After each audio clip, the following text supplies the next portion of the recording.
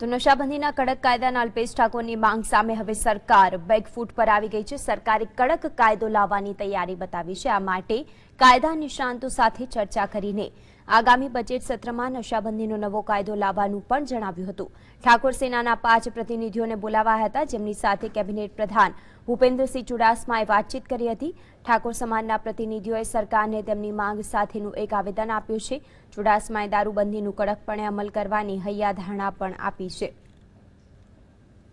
મેં એમને કહ્યું છે કે માનનીય વિજયભાઈ રૂપાણીની સરકાર આ કાયદાનો અત્યારે કડકમાં કડક અમલ કરે છે। અમે એના અમલ માટે પ્રતિબદ્ધ છીએ, કટિબદ્ધ છીએ। છતાંય આ કાયદામાં ક્યાંય પણ જરૂરી સુધારા કરવા પડશે તો અમે કરીશું અને એમને મારી વાતથી સંતોષ થયો છે।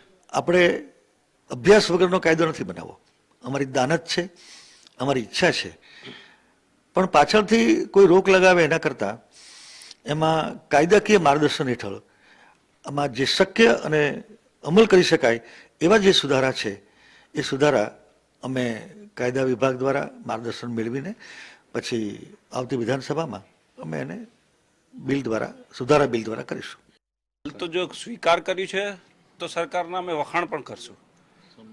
સમય આવશે, આ કેટલું થયું છે કેટલું નથી થયું એ સમય ઉપર ખબર પડશે। એમને સમય માગ્યો છે।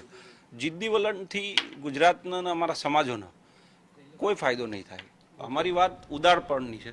સરકાર અમારા માટે ઉદારતા દેખાડશે તો અમે આનાથી વધારે દેખાડશું, પણ જો સરકાર નહીં દેખાડી શકે તો સમય બધી ખબર પડી જશે।